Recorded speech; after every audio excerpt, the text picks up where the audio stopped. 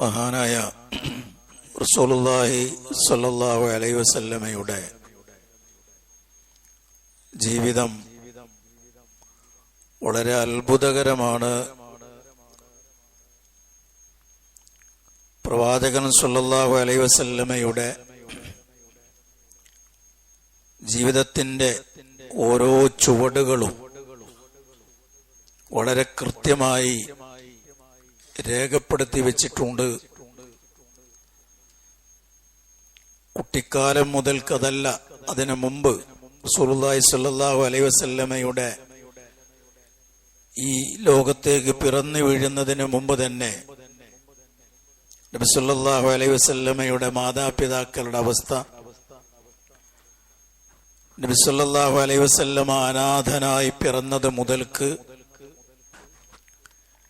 ഹിജ്റ 11 മദീനയിൽ ആയിഷ റളിയല്ലാഹു തആല അൻഹയുടെ വീട്ടിൽ അവരുടെ മടിത്തട്ടിൽ കിടന്നുകൊണ്ട് വഫാത്താകുന്നത് വരെയുള്ള സകലമാന കാര്യങ്ങളും വളരെ കൃത്യമായി രേഖപ്പെടുത്തി വെച്ചിട്ടുണ്ട്. അതൊരു അത്ഭുതമാണ്. അത്യന്താധുനിക ലോകത്ത് ജീവിക്കുന്ന ഒരാളുടെ ജീവിതം പോലും ഇത്ര കൃത്യമായി രേഖപ്പെടുത്തിയതായി കാണാൻ സാധ്യമല്ല. നിസ്സാരമെന്ന് തോന്നുന്ന കാര്യങ്ങൾ പോലും വളരെ കൃത്യമായി കുറ്റമറ്റ രീതിയിൽ രേഖപ്പെടുത്തിയിട്ടുണ്ട്. തന്റെ മുടിയിൽ നരബാധിച്ച മുടികളുടെ എണ്ണം മുതൽ താൻ മുടി ചീവി വെച്ചിരുന്നത് ഏത് ഭാഗത്തേക്കായിരുന്നു എന്നത് മുതൽക്ക് താൻ ഉപയോഗിച്ച ചെരുപ്പുകൾ, അവിടുത്തെ പാത്രങ്ങൾ, അവിടുത്തെ വാള് എന്ന് തുടങ്ങി നമുക്ക് ചെറുതെന്ന് തോന്നുന്ന കാര്യങ്ങൾ പോലും വളരെ കൃത്യമായി കുറ്റമറ്റ രൂപത്തിൽ എഴുതി വച്ചിട്ടുണ്ട്. അതിനുമപ്പുറം നബി സല്ലല്ലാഹു അലൈഹി വസല്ലമയെ സംബന്ധിച്ച് വ്യാജ നിർമ്മിതമായ ഒരുപാട് ഹദീസുകളുണ്ട്. അതും രേഖപ്പെടുത്തി വെച്ചിട്ടുണ്ട്. വെറും സ്വഹീഹായ ഹദീസുകൾ മാത്രമല്ല, റസൂലുള്ളാഹി സ്വല്ലല്ലാഹു അലൈഹി വസല്ലമയുടെ പേരിൽ ശത്രുക്കൾ കെട്ടിവെച്ചിട്ടുള്ള വ്യാജ നിർമ്മിതമായ ഹദീസുകൾ വരെ രേഖപ്പെടുത്തി വെച്ചിട്ടുണ്ട്. അത് നബി പറഞ്ഞതല്ല എന്ന് പഠിപ്പിക്കാനാണ്. നബി സല്ലല്ലാഹു അലൈഹി വസല്ലമയുടെ ജീവിതം ഇങ്ങനെ ഓരോ സ്റ്റെപ്പുകളും കൃത്യമായി രേഖപ്പെടുത്തി അത് ശരിയാണ്, അത് സ്വഹീഹാണ് എന്ന് കൃത്യമായി ബോധ്യപ്പെടുത്താൻ അതുമായി ബന്ധപ്പെട്ട ആളുകളുടെ ചരിത്രവും രേഖപ്പെടുത്തി വെച്ചിട്ടുണ്ട്. നബി സല്ലല്ലാഹു അലൈഹി വസല്ലമയുടെ ഹദീസ് സംരക്ഷണത്തിന്റെ, അവിടുത്തെ ജീവിതത്തിന്റെ കറകളഞ്ഞ രൂപം നമുക്ക് കിട്ടാൻ റസൂലുള്ളാഹി സ്വല്ലല്ലാഹു അലൈഹി വസല്ലമയുടെ ജീവിത ചരിത്രം അങ്ങനെ എഴുതി വെക്കാൻ അതിന്റെ ഭാഗമായി 10,000-കണക്കിന് ആളുകളുടെ ചരിത്രവും രേഖപ്പെടുത്തി വെച്ചിട്ടുണ്ട്. കാരണം ഒരു ഹദീസ് റിപ്പോർട്ട് ചെയ്യുമ്പോൾ സ്വഹാബികളല്ലാത്ത സകല ആളുകളെ കുറിച്ചും പഠനവിധേയമാക്കേണ്ടതുണ്ട്. അപ്പൊ അവരുടെ ചരിത്രം, അവർ എവിടെ ജനിച്ചു, അവരുടെ ഗുരുനാഥന്മാരാര്, അവരുടെ ശിഷ്യഗണങ്ങൾ ആര്, അവർ ഏതൊക്കെ രാജ്യത്തേക്ക് ഹദീസ് പഠിക്കാൻ പോയി എന്നു തുടങ്ങി ഹദീസുമായി ബന്ധപ്പെട്ട സകല ആളുകളുടെയും ജീവചരിത്രവും മുസ്ലിം പണ്ഡിതന്മാർ രേഖപ്പെടുത്തി വെച്ചിട്ടുണ്ട്. ഇങ്ങനെ ഒരാളുടെ ജീവചരിത്രം രേഖപ്പെടുത്തി വെക്കുക എന്നുള്ളത് അത് മുഹമ്മദ് നബി സല്ലല്ലാഹു അലൈഹി വസല്ലമയുടെ ജീവിതത്തിൽ മാത്രമേ നമുക്ക് കാണാൻ പറ്റൂ. വേറൊരാളുടെയും ജീവിതത്തിൽ അത് കാണുക സാധ്യമല്ല. റസൂലുള്ളാഹി സ്വല്ലല്ലാഹു അലൈഹി വസല്ലമയുടെ ജീവിതത്തെ സംബന്ധിച്ചും അവിടെന്ന് പറഞ്ഞിട്ടുള്ളത് തറക്തുക്കും അലൽ മഹജ്ജത്തിൽ ബൈളാ ലൈലുഹാ കനഹാരിഹാ ലാ യസീഗു അൻഹാ ഇല്ലാ ഹാലിക് വളരെ തെളിഞ്ഞ ഒരു വഴിയിലാണ് ഞാൻ നിങ്ങളെ വിട്ടേച്ചു പോകുന്നത്. അതിലെ രാവ് പോലും പകലിന് സമാനമാണ്. രാവ് എന്നൊന്നില്ല അവിടെ. ഒരു മുസ്ലിമിനെ സംബന്ധിച്ചിടത്തോളം ജീവിതത്തിന്റെ ഏതെങ്കിലും ഒരു മേഖലയിൽ ഇന്ന വിഷയങ്ങളുടെ വിധി എന്താണ് എന്ന് ചോദിച്ചാൽ പകച്ചു നിൽക്കേണ്ടുന്ന, അന്ധാളിച്ചു നിൽക്കേണ്ടുന്ന ഒരവസ്ഥയുണ്ടാവില്ല. അതിനെല്ലാം കൃത്യമായ മറുപടിയും അതിന്റെ പ്രായോഗികമായ രൂപവും കാണിച്ചു തന്ന ശേഷമാണ് റസൂലുള്ളാഹി സ്വല്ലല്ലാഹു അലൈഹി വസല്ലമ ഇഹലോകവാസം വെടിഞ്ഞിട്ടുള്ളത്. അത് തന്നെയാണ് റസൂൽ പറഞ്ഞത്, ഞാൻ നിങ്ങളെ വിട്ടേച്ചു പോകുന്നത് വളരെ തെളിഞ്ഞ ഒരു വഴിയിലാണ്. ലൈലുഹാ കനഹാരിഹാ, അതിലെ രാവ് പോലും പകലിന് സമാനമാണ്. ലാ യസീഗു അൻഹാ ഇല്ലാ ഹാലിക്, സ്വയം നാശത്തിന്റെ വഴിവെട്ടുന്നവനല്ലാതെ ആ വഴിയിൽ നിന്ന് വ്യതിചലിച്ചു പോകുകയില്ല എന്ന് നബി സല്ലല്ലാഹു അലൈഹി വസല്ലമ വളരെ കൃത്യമായി നമ്മെ പഠിപ്പിച്ചിട്ടുണ്ട്. ആ ചര്യകൾ ഇന്നും കുറ്റമറ്റ രീതിയിൽ നമ്മുടെ മുമ്പിലുണ്ട്. ഇന്നാ നഹ്നു നസ്സൽന ദിക്ർ വ ഇന്നാ ലഹു ലഹാഫിളൂൻ, നാമാണ് ഈ ദിക്ർ അവതരിപ്പിച്ചത്, നാം തന്നെ അതിനെ സംരക്ഷിക്കുകയും ചെയ്യും എന്ന് പറഞ്ഞ ദിക്റിന്റെ ഭാഗം തന്നെയാണ് റസൂലുള്ളാഹി സ്വല്ലല്ലാഹു അലൈഹി വസല്ലമയുടെയും ജീവിതം. അതുകൊണ്ട് സമ്പൂർണമായും അതിവിടെ രേഖപ്പെടുത്തി വെച്ചിട്ടുണ്ട്. ആ ചര്യകൾക്കനുസരിച്ച് ജീവിതത്തെ ചിട്ടപ്പെടുത്തുകയാണ് യഥാർത്ഥത്തിൽ ഒരു മുസൽമാന്റെ ബാധ്യത എന്ന് പറയുന്നത്. റസൂലുള്ളാഹി സ്വല്ലല്ലാഹു അലൈഹി വസല്ലമയുടെ ആ ജീവിതത്തെ നമ്മുടെ ജീവിതത്തിലേക്ക് പരമാവധി പറിച്ചു നടാനാണ് ഓരോ വിശ്വാസിയും ശ്രദ്ധിക്കേണ്ടത്. അതിനവന് സാധിക്കണമെങ്കിൽ റസൂലുള്ളാഹിയുടെ ജീവിതം നമ്മുടെ ജീവിതത്തിന്റെ ഓരോ മേഖലകളിലും പ്രയോഗവൽക്കരിക്കണമെങ്കിൽ നമുക്ക് അവിടത്തോട് ഉത്കടമായ സ്നേഹമുണ്ടാവണം.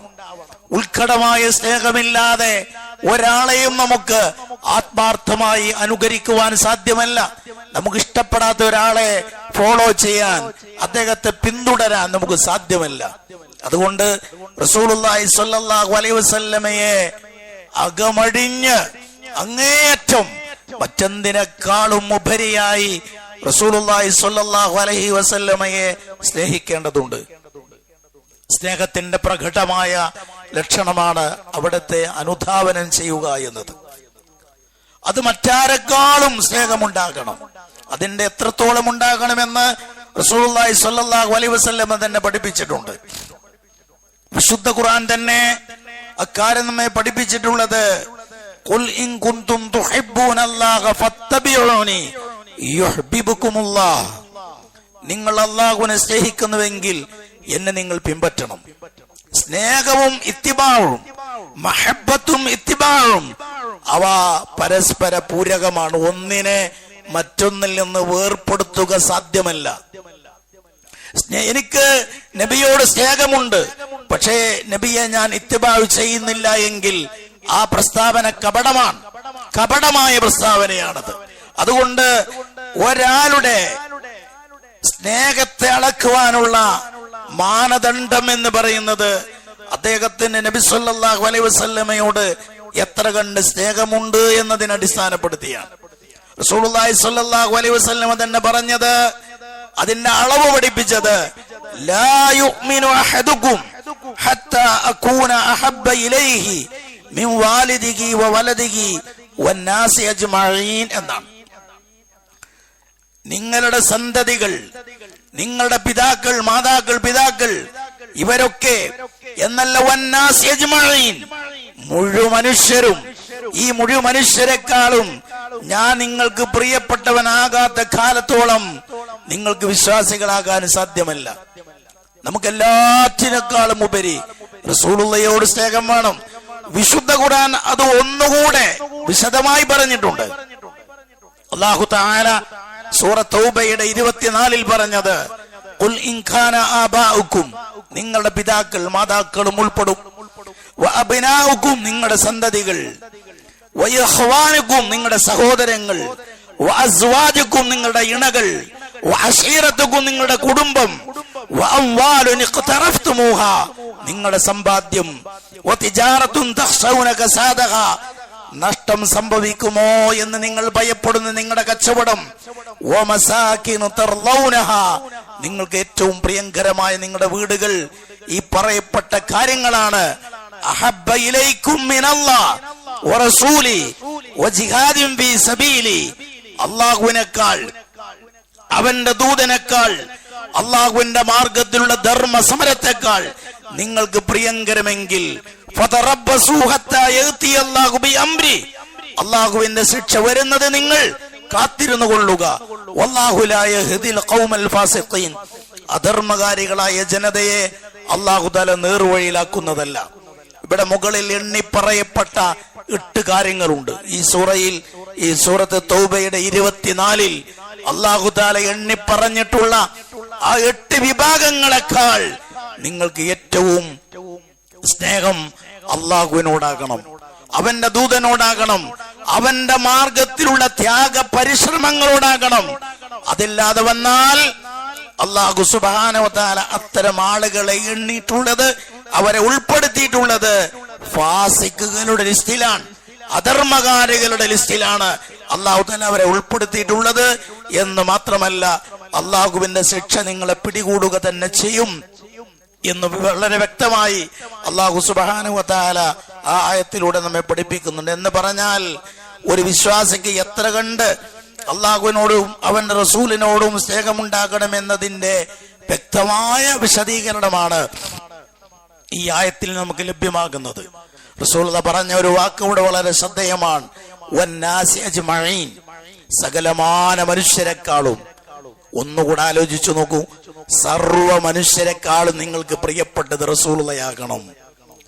ആദം നബി അലൈഹിസ്സലാം മുതൽ ഈ ലോകത്ത് ജനിച്ചു വീഴുന്ന അവസാന കുഞ്ഞിനേക്കാൾ നിങ്ങൾക്ക് ഏറ്റവും ഇഷ്ടം അത് റസൂലുള്ളാഹി സ്വല്ലല്ലാഹു അലൈഹി വസല്ലമയാകണം. ആദം നബിയേക്കാൾ, നൂഹ് നബിയേക്കാൾ, അതേപോലെ ഈസാ, മൂസ അലൈഹിമുസ്സലാം തുടങ്ങിയ മുഴു പ്രവാചകന്മാരെക്കാളും നിങ്ങൾക്ക് ഏറ്റവും പ്രിയപ്പെട്ടത് മുഹമ്മദ് നബി സല്ലല്ലാഹു അലൈഹി വസല്ലമയാകണം. നിങ്ങളുടെ മാതാപിതാക്കൾ, നിങ്ങളുടെ സന്തതികൾ, നിങ്ങളുടെ ജീവിതവുമായി ബന്ധപ്പെട്ട ഏതൊക്കെ വിഷയങ്ങളുണ്ടോ അതിനേക്കാളെല്ലാം നിങ്ങൾക്ക് ഏറ്റവും പ്രിയങ്കരം മുഹമ്മദ് നബി സല്ലല്ലാഹു അലൈഹി വസല്ലമയാകണം. അതല്ല എങ്കിൽ നിങ്ങളെ വിശ്വാസികളുടെ, പൂർണ്ണമായ വിശ്വാസികളുടെ ഗണത്തിൽ നിങ്ങളെ ഉൾപ്പെടുത്തുക സാധ്യമല്ല.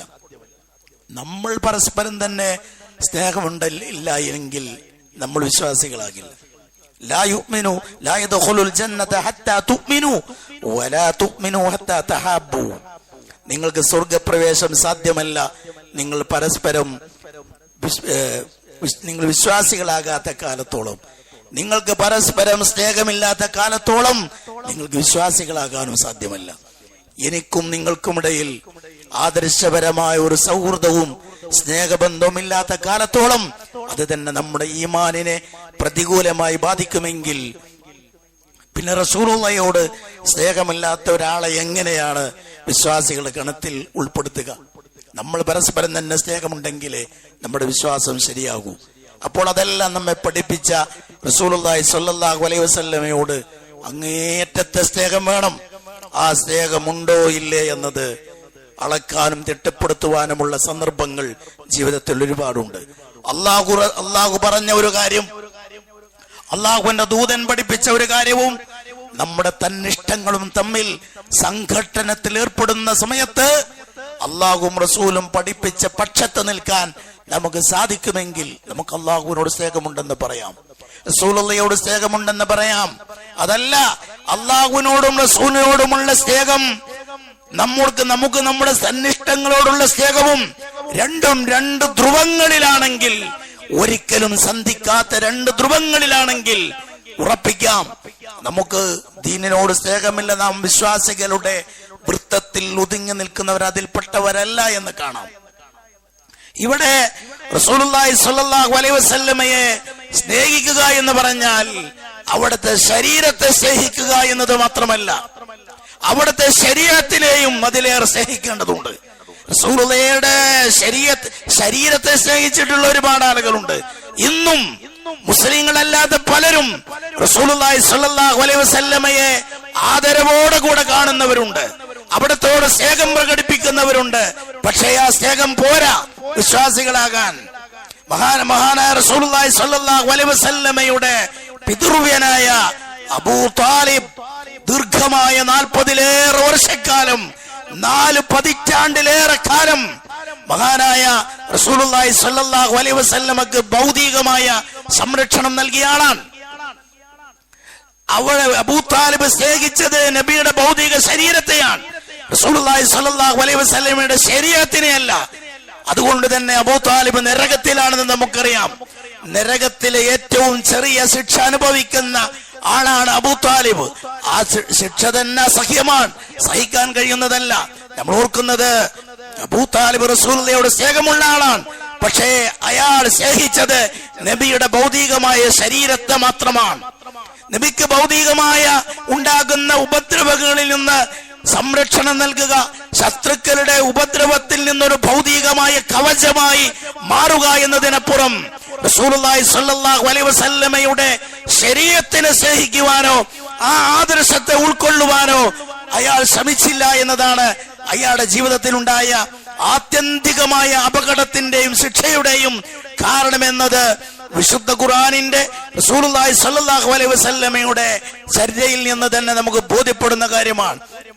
അതുകൊണ്ട് റസൂലുള്ളാഹി സ്വല്ലല്ലാഹു അലൈഹി വസല്ലമയെ സ്നേഹിക്കുക എന്ന് പറയുമ്പോൾ അവിടുത്തെ ചര്യയെ ഉത്കടമായി സ്നേഹിക്കുക, അവിടുത്തെ ശരീരത്തെയും സ്നേഹിക്കുക. അത് രണ്ടും വേണം. രണ്ടും ഉൾച്ചേരുമ്പോഴാണ് റസൂലുള്ളാഹി സ്വല്ലല്ലാഹു അലൈഹി വസല്ലമയോടുള്ള സ്നേഹം പൂർണ്ണമാകുന്നത്. അങ്ങനെയുള്ള സ്നേഹം പ്രകടിപ്പിച്ചവരാണ് സ്വഹാബ. ഞാനിവിടെ ഓതിക്കേൽപ്പിച്ച സൂറത്ത് തൗബയുടെ 24-ൽ അല്ലാഹു തആല എണ്ണി പറയുന്ന മാതാപിതാക്കളെ, നിങ്ങളെ സന്തതികൾ കച്ചവടം തുടങ്ങിയ സകലവാന കാര്യങ്ങളെക്കാളും നിങ്ങൾക്ക് പ്രിയങ്കരം അല്ലാഹുവിന്റെ റസൂലും അല്ലാഹുവും അവന്റെ മാർഗത്തിലുള്ള ധർമ്മ സമരവുമാകണമെന്ന് പറഞ്ഞല്ലോ. അത് സമ്പൂർണമായി നമുക്ക് പ്രവാചകൻ അനുചരന്മാരുടെ ജീവിതത്തിൽ തെളിഞ്ഞു കാണാൻ പറ്റും. പല ആളുകളും പല ചരിത്രകാരന്മാരും വളരെ കൃത്യമായ കാര്യം ബോധ്യപ്പെടുത്തിയിട്ടുണ്ട്.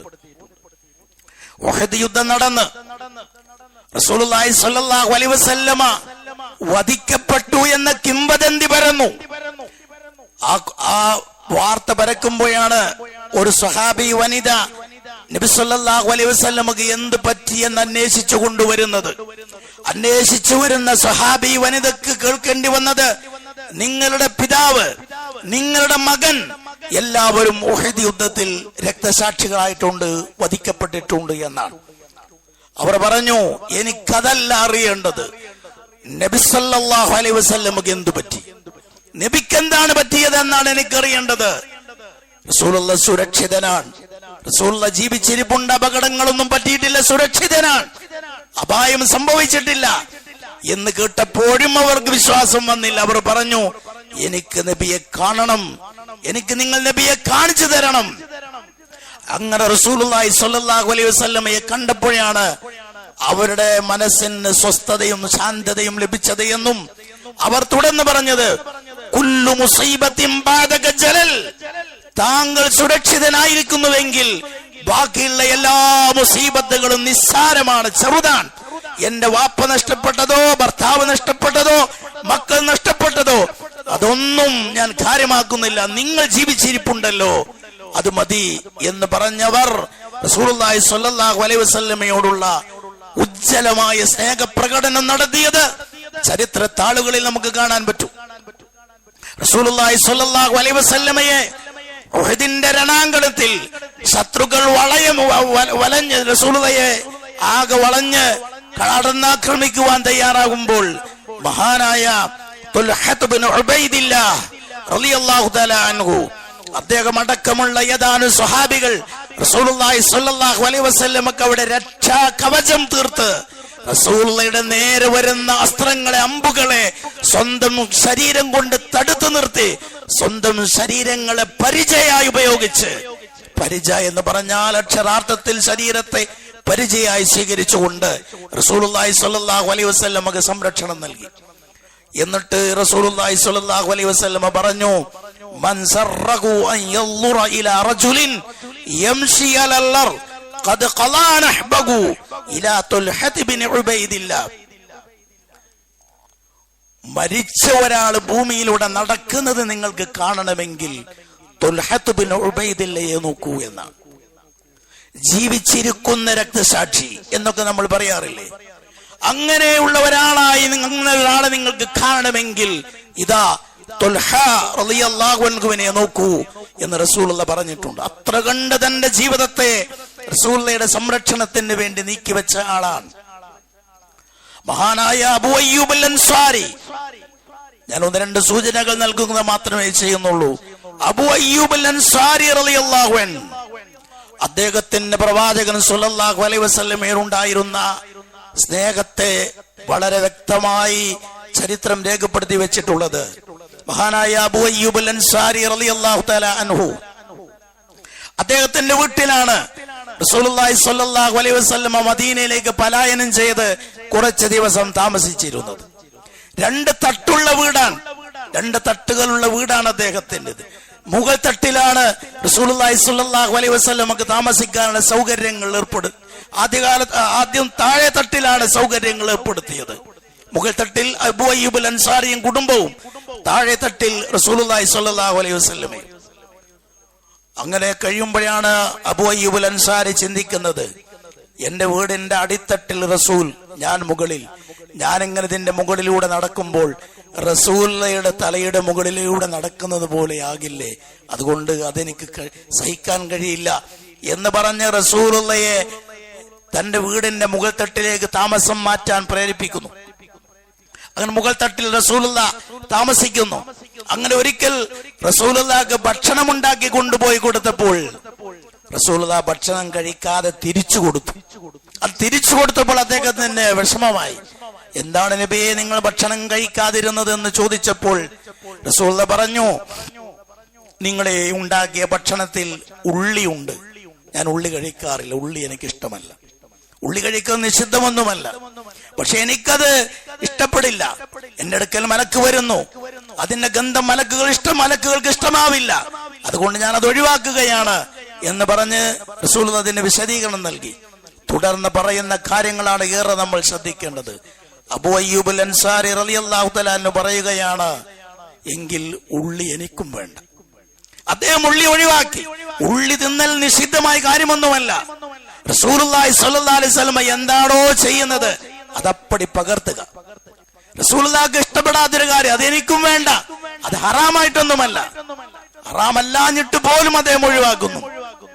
ആ വിധത്തിലാണ് സാധാരണയുള്ള ആദാത്തുകളിൽ പോലും, സാധാ സമ്പ്രദായങ്ങളിൽ പോലും റസൂലുള്ളാഹി സ്വല്ലല്ലാഹു അലൈഹി വസല്ലമയെ അനുകരിക്കാൻ അവർ കാണിച്ചിരുന്ന അവരുടെ റസൂലുള്ളാഹി സ്വല്ലല്ലാഹു അലൈഹി വസല്ലമയോടുള്ള സ്നേഹത്തിന്റെ ആഴമാണ് അത് പഠിപ്പിക്കുന്നത്. ഇങ്ങനെ സ്നേഹിച്ചവരാണ് സ്വഹാബത്ത് റസൂലുള്ളാഹി സ്വല്ലല്ലാഹു അലൈഹി വസല്ലമയെ. ആ സ്വഹാബത്ത് ഒന്നും ഇന്ന് നമ്മുടെ നാട്ടിൽ റബീഉൽ അവ്വൽ പിറന്നാൾ കാണുന്ന വിധത്തിലുള്ള ആഘോഷങ്ങൾ നിർവഹിക്കുന്നില്ല. അവരാരും അങ്ങനെ ചെയ്തിട്ടില്ല. ചുരുക്കി പറയാം, റസൂലുള്ളാഹി സ്വല്ലല്ലാഹു അലൈഹി വസല്ലമയുടെ ഖുലഫാഉർ റാഷിദീങ്ങൾ എന്ന പേരിൽ അറിയപ്പെടുന്നത് 4 പേരാണല്ലോ. അബൂബക്കർ റളിയല്ലാഹു തആല അൻഹു മുതൽ അലി റളിയല്ലാഹു തആല അൻഹു വരെയുള്ള 4 ഖുലഫാഉർ റാഷിദീങ്ങൾ. അവരുടെ മൊത്തം ഭരണകാലം എന്ന് പറയുന്നത് 30 വർഷമാണ്. ദീർഘമായ 3 പതിറ്റാണ്ട് കാലം ഭരണം നടത്തിയിട്ട് ഏതെങ്കിലും ഒരു റബീഉൽ അവ്വലിൽ ഇങ്ങനൊരാഘോഷം അവർ കൊണ്ടാടിയതായി ചരിത്രത്തിൽ കാണുക സാധ്യമല്ല.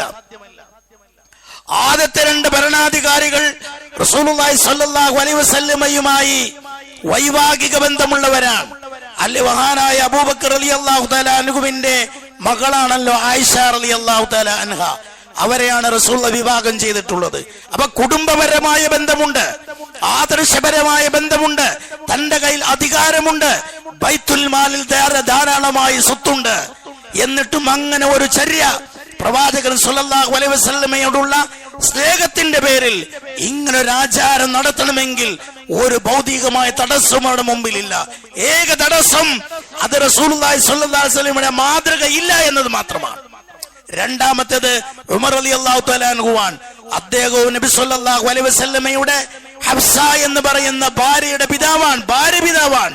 അദ്ദേഹവും 10.5 വർഷക്കാലം ഭരണം നടത്തിയിട്ടുണ്ട്. അദ്ദേഹം അങ്ങനെ ഒരു ആഘോഷം കൊണ്ടാടിയില്ല. ബാക്കി 2 ഭരണാധികാരികൾ റസൂലുള്ളാഹി സ്വല്ലല്ലാഹു അലൈഹി വസല്ലമയുടെ മരുമക്കളാണ്. ഉസ്മാൻ റളിയല്ലാഹു തആല അൻഹു റസൂലുള്ളാഹിയുടെ മരുമകനാണ്. 2 പെൺമക്കളെ വിവാഹം ചെയ്ത ആളാണ്. അദ്ദേഹം അങ്ങനെ ഭരണം നടത്തി, അങ്ങനെ ഒരു ആഘോഷം കൊണ്ടാടിയിട്ടില്ല. 12 വർഷക്കാലം അദ്ദേഹം ഭരണം നടത്തിയിട്ടുണ്ട്. ബൈത്തുൽ മാലിൽ മുൻ ഭരണാധികാരികളെക്കാളേറെ ബൈത്തുൽ മാലിൽ ഏറെ സാമ്പത്തിക ഭദ്രതയുള്ള ഒരു ഭരണമായിരുന്നു അദ്ദേഹത്തിൻ്റെത്. എന്നിട്ടും അദ്ദേഹം അങ്ങനെ ഒരു കാര്യത്തെ കുറിച്ച് ചിന്തിച്ചിട്ടില്ല. അലി റളിയല്ലാഹു തആല അൻഹു ആകട്ടെ കുടുംബപരമായും ബന്ധമുണ്ട്, വൈവാഹികപരമായും ബന്ധമുണ്ട്. അലി റളിയല്ലാഹു തആല അൻഹു നബി സല്ലല്ലാഹു അലൈഹി വസല്ലമയുടെ പിതൃവ്യൻ അബൂ താലിബിന്റെ മകനും അതേപോലെ റസൂലുള്ളാഹി സ്വല്ലല്ലാഹു അലൈഹി വസല്ലമയുടെ മകൾ ഫാത്തിമ റളിയല്ലാഹു അൻഹയുടെ ഭർത്താവുമാണ്. ആ നിലക്കുള്ള കുടുംബപരമായ ബന്ധമുണ്ട്, ആദർശപരമായ ബന്ധമുണ്ട്. നമ്മളെക്കാളേറെ റസൂലുള്ളാഹിയെ സ്നേഹിച്ചവരാണ് അവർ എന്ന വിഷയത്തിൽ യാതൊരു തർക്കവുമില്ല. ഇതൊക്കെ ഉണ്ടായിട്ടും അവരൊന്നും അങ്ങനെ ഒരു കാര്യത്തെ കുറിച്ച് ചിന്തിച്ചിട്ടില്ല. മഹദി ആയിഷ റളിയല്ലാഹു തആല അൻഹ റസൂലുള്ളാഹി സ്വല്ലല്ലാഹു അലൈഹി വസല്ലമയുടെ വഫാത്തിന് ശേഷം ദീർഘമായ 40 വർഷക്കാലത്തിലേറെ ജീവിച്ചിട്ടുള്ള മഹദിയാണ്. റസൂലുള്ളാഹി സ്വല്ലല്ലാഹു അലൈഹി വസല്ലമ വഫാത്താകുമ്പോൾ 9 ഭാര്യമാർ ജീവിച്ചിരിപ്പുണ്ട്. ആ 9 ഭാര്യമാരിൽ ഏതെങ്കിലും ഒരു ഭാര്യ റസൂലുള്ളാഹി സ്വല്ലല്ലാഹു അലൈഹി വസല്ലമയുടെ ജന്മദിനമാഘോഷവുമായി ബന്ധപ്പെട്ട് ഒരു മെഴുകുതിരി കത്തിക്കുകയോ ഒരു ചന്ദനത്തിരി കത്തിക്കുകയോ അതിന്റെ പേരിൽ ഒരു കാരക്കയുടെ ചീള് സ്വതക്ക ചെയ്യുകയോ ചെയ്ത ചരിത്രം നമുക്ക് എവിടെയും കാണുക സാധ്യമല്ല. ഇത് ആഘോഷിക്കുന്ന ആളുകൾ പോലും പറയുന്നത് അത് ഉത്തമ നൂറ്റാണ്ടിന് ശേഷം വന്നതാണ് എന്നാണ്.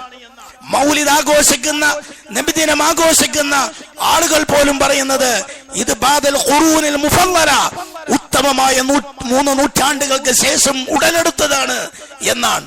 3 നൂറ്റാണ്ടുകൾക്ക് ശേഷം എന്ന് പറഞ്ഞാൽ അതിന്റെ മുമ്പ് കഴിഞ്ഞുപോയവരാരാണ്?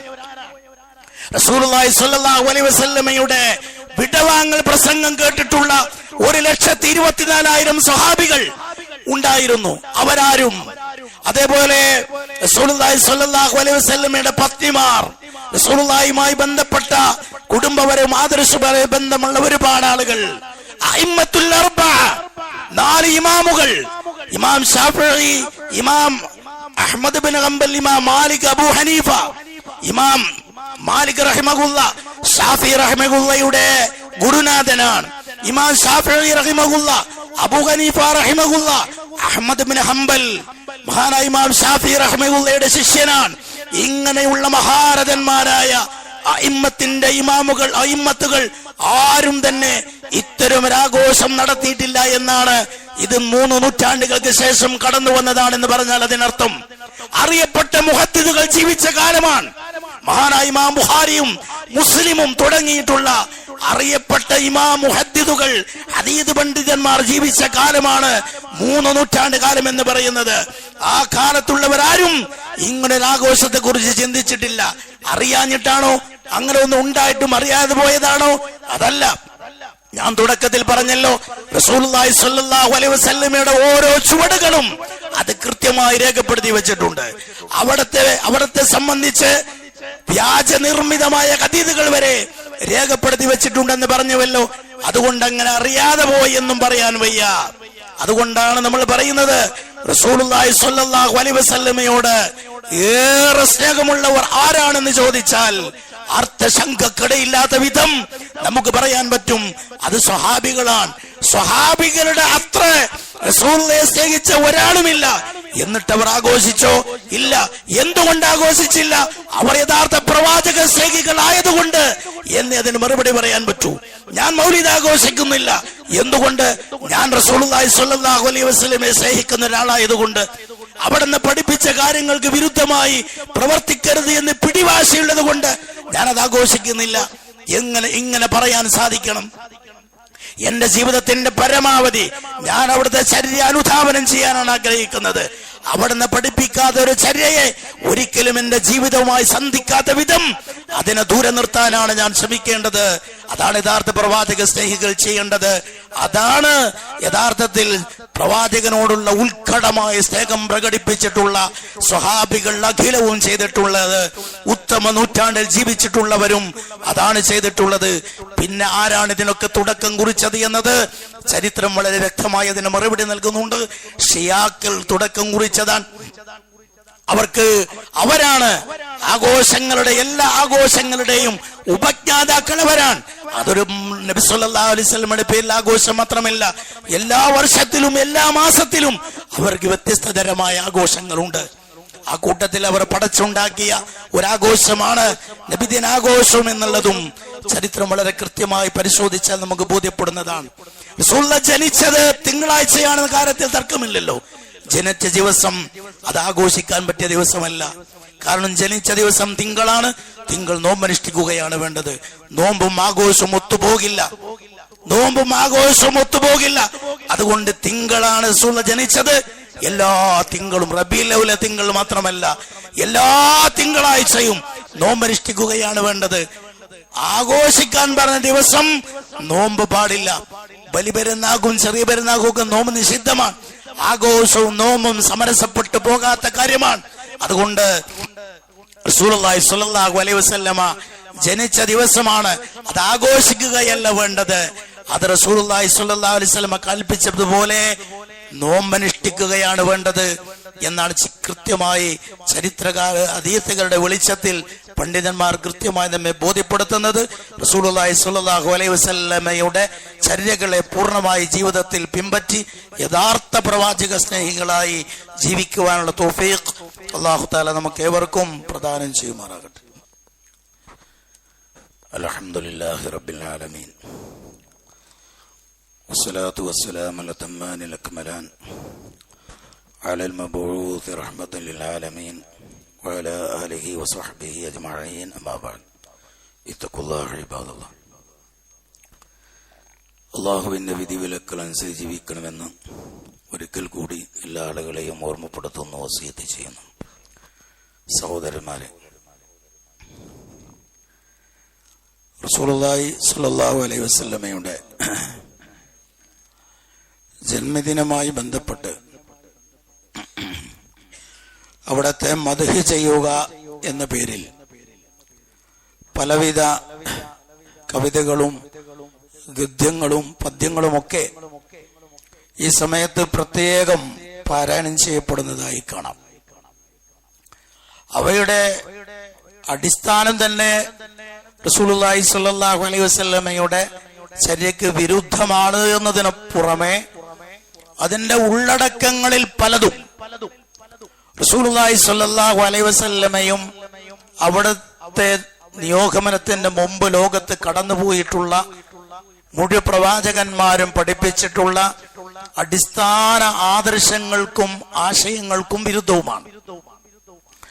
നൂഹ് നബി അലൈഹിസ്സലാം മഹാനായ റസൂലുള്ളാഹി സ്വല്ലല്ലാഹു അലൈഹി വസല്ലമയോട് ഇസ്തിഗാഥ നടത്തി എന്ന് തുടങ്ങുന്ന വരികൾ പരാമർശങ്ങൾ കാണാം.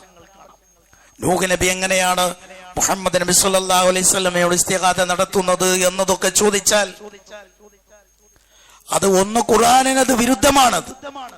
അങ്ങനെ ഒരു ചോദ്യം തന്നെ ഇവിടെ ഇത്തരം ആളുകളെ സംബന്ധിച്ച് പ്രസക്തമല്ല. മുഹമ്മദ് നബിയോട് നൂഹ് നബി ഇസ്തിഗാഥ നടത്തി എന്ന് പറയുന്ന പരാമർശങ്ങൾ കാണാം.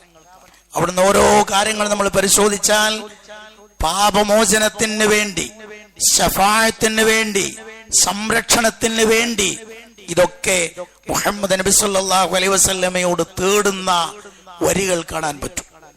നൂഹ് നബി അലൈഹിസ്സലാം അള്ളാഹുവിനോട് പ്രാർത്ഥിച്ചു എന്ന് ഖുർആൻ തന്നെ പറഞ്ഞിട്ടുണ്ട്.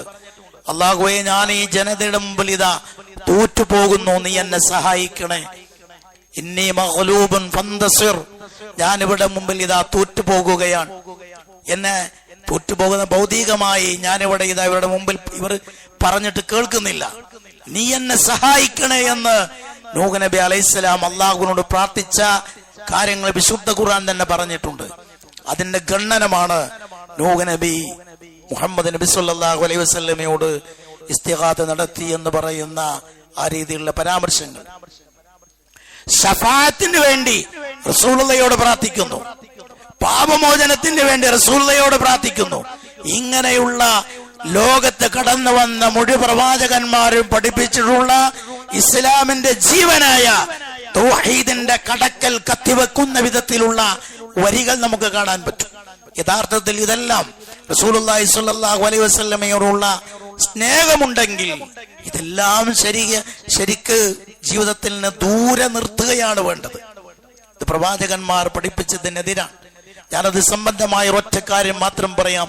മഹാനായ ഇമാം മാലിക് റഹിമഹുല്ല പറഞ്ഞത്, അസ്സുന്ന സഫീനത്തു നൂഹ് മൻ റകിബഹാ നജാ വമൻ തഖല്ലഫ ഗരിഖ്. ഇതേ നമുക്ക് പറയാനുള്ളൂ. മഹാനായ ഇമാം മാലിക് റഹിമഹുല്ല പറഞ്ഞു, അദ്ദേഹമൊക്കെ റസൂലുള്ളാഹിയോട് അങ്ങേയറ്റത്തെ സ്നേഹവും ബഹുമാനമുള്ള ആളായിരുന്നുവെന്ന് നമുക്കറിയാം. മദീനയിലാണ് അദ്ദേഹം. മദീനയിലെ മഹാപണ്ഡിതനായ ഇമാമാണ്. ഇമാമുദാരിൽ ഹിജ്റ എന്ന പേരിൽ അറിയപ്പെടുന്ന ഇമാമാണ്. മദീനക്കുള്ളിൽ ഒട്ടകപ്പുറത്തോ അതേപോലെ കുതിരപ്പുറത്തോ അദ്ദേഹം യാത്ര ചെയ്യാറുണ്ടായിരുന്നില്ല. അള്ളാഹുവിന്റെ റസൂല് നടന്നിട്ടുള്ള ഈ വഴിയിൽ ഞാനൊരു മൃഗത്തിന്റെ പുറത്ത് കയറി യാത്ര ചെയ്യുന്നത് അപമര്യാദയാണെന്ന് മനസ്സിലാക്കി ഒട്ടകപ്പുറത്തോ അല്ലെങ്കിൽ കുതിരപ്പുറത്തോ യാത്ര ചെയ്യാൻ പോലും മദീനക്കുള്ളിൽ യാത്ര ചെയ്യാൻ ഇഷ്ടപ്പെടാത്ത വിധത്തിൽ റസൂലുള്ളാഹിയോടുള്ള ആദരവ് പ്രകടിപ്പിച്ചിരുന്ന ഒരു മഹാനാണ് ഇമാം മാലിക് റഹിമഹുല്ല. ആ ഇമാം മാലിക് റഹിമഹുല്ല അദ്ദേഹം പറയുകയാണ്, റസൂലുള്ളാഹി സ്വല്ലല്ലാഹു അലൈഹി വസല്ലമയുടെ സുന്നത്ത് എന്ന് പറയുന്നത് അത് നൂഹ് നബി അലൈഹിസ്സലാമിന്റെ കപ്പൽ പോലെയാണ്. മൻ റകിബഹാ നജാ, കേറിയാൽ നിങ്ങൾക്ക് രക്ഷപ്പെടാം. വമൻ തഖല്ലഫ അൻഹാ ഗരിഖ്, ആ കപ്പലിൽ കയറാതെ മാറി നിന്നാൽ നിങ്ങൾക്ക് മുങ്ങിച്ചാകാം എന്ന് പറഞ്ഞത് മഹാനായ ഇമാം മാലിക് റഹിമഹുല്ലയാണ്. സുരക്ഷിതത്വം ആഗ്രഹിക്കുന്നുവെങ്കിൽ സുന്നത്താകുന്ന കപ്പലിൽ കയറിക്കോളൂ, ഇല്ലെങ്കിൽ നിങ്ങളുടെ ഇഹവും പരവും നഷ്ടത്തിൽ കലാശിക്കുമെന്ന് മഹാനായ ഇമാം മാലിക് റഹിമഹുല്ല പറഞ്ഞിട്ടുണ്ട്. നമുക്കും അതാണ് പറയാനുള്ളത്. നമ്മളും ജീവിതത്തിൽ പാലിക്കേണ്ടതും അതാണ്. റസൂലുള്ളാഹിയുടെ സുന്നത്താകുന്ന കപ്പലിൽ കയറി രക്ഷപ്പെട്ട് ഭാവി ഭദ്രമാക്കി, ഭാവി സുരക്ഷിതമാക്കി രക്ഷപ്പെടാനുള്ള മാർഗം സ്വീകരിക്കുക എന്നതാണ് യഥാർത്ഥ പ്രവാചക സ്നേഹികൾ ചെയ്യേണ്ടത്. അല്ലാഹു സുബ്ഹാനഹു വ തആല ഈ വിധം കാര്യങ്ങൾ ശ്രദ്ധിച്ചു പോകുവാൻ നമുക്ക് ഏവർക്കും തൗഫീഖ് പ്രദാനം ചെയ്യുമാറാകട്ടെ.